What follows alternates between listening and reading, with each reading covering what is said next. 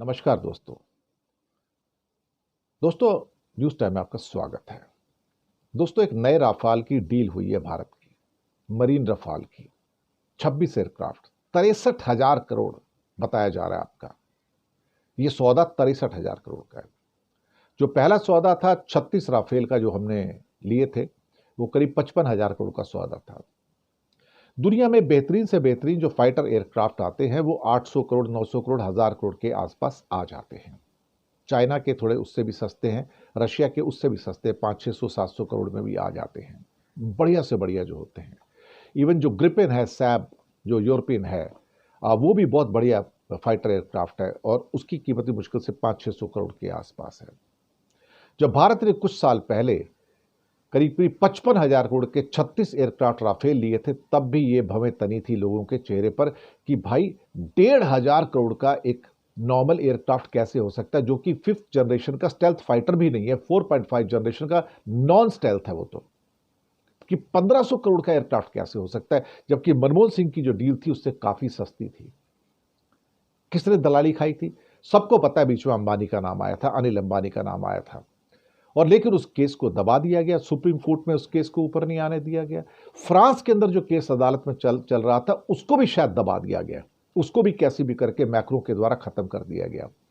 ये आपस में क्या डील है मोदी और मैक्रो के बीच में, हो क्या रहा है?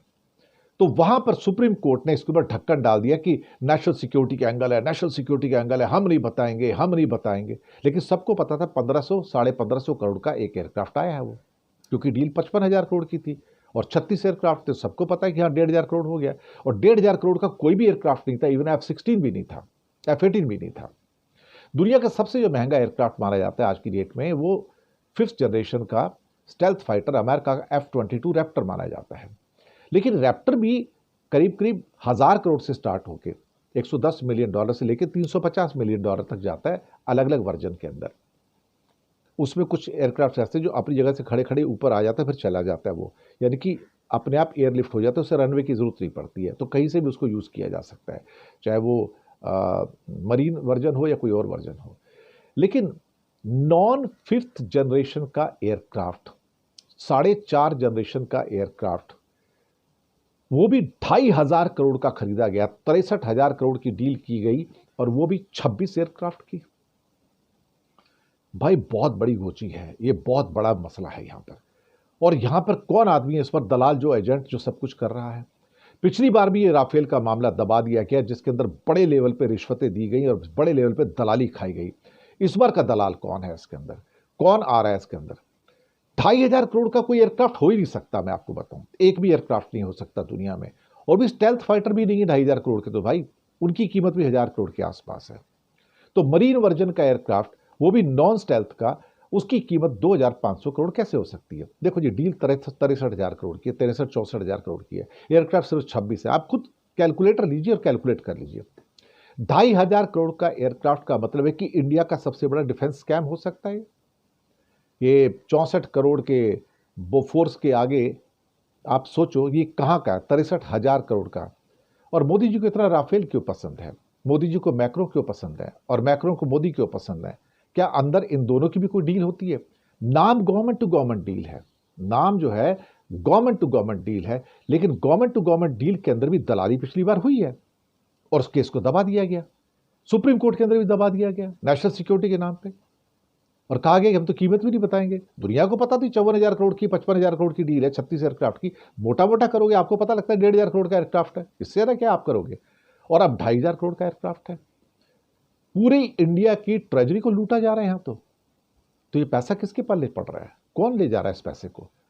कौन सा ऐसा एयरक्राफ्ट है दुनिया में, fighter aircraft, marine aircraft carrier के ऊपर जो काम आता है, जो 2,500 करोड़ का एक एयरक्राफ्ट? अरे F-35 की इतनी वो नहीं है, वो भी कहते हैं कि व्हाइट एलिफेंट है, जिसको कबाड़ बोलता है वो पूरा का पूरा इलॉन मस्क की, कबाड़ एयरक्राफ्ट है, उसकी कीमत भी इतनी नहीं है भाई। वो तो 5th जनरेशन है, F-35 तो स्टेल्थ फाइटर है वो तो।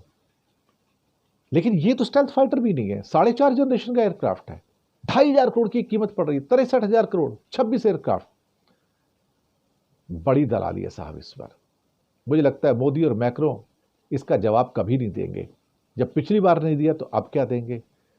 और कौन इंक्वायरी करेगा? सिर्फ ये कह के कि ये गवर्नमेंट टू गवर्नमेंट डील है, आप क्या करोगे? लेकिन पिछली बार भी तो दलाली थी ना इसके अंदर, दलाल थे ना, अनिल अंबानी दलाल थे ना पिछली बार की, उसमें भी तो क्या किया था अनिल अंबानी ने? उसके बाद क्या रोल था उनका? सबको पता लग गया था ना।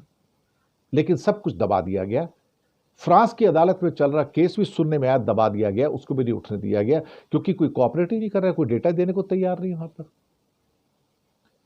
देखो जी, अब तो कोई ये कहे कि दो देशों के बीच में या दो देशों के बड़े जो राष्ट्राध्यक्ष होते हैं उनके बीच में डील के अंदर कुछ दलाली नहीं हो सकती है, इस बात को अब कोई नहीं मानेगा। क्योंकि अगर यहां भी ऐसा हो रहा है, गवर्नमेंट टू गवर्नमेंट डील के अंदर ऐसा हो रहा है, फिर तो खुदा ही बचाए इस मुल्क को। 2,500 करोड़ के बाद भी अगर किसी की आंखें नहीं खुलती एक एयरक्राफ्ट के नाम पर, तो इंसान खुद ही सोचे कि हमारा देश कहां जा रहा है और किस ढंग से लोगों के टैक्स पेयर के पैसे को चूना लगाया जा रहा है। धन्यवाद आपका।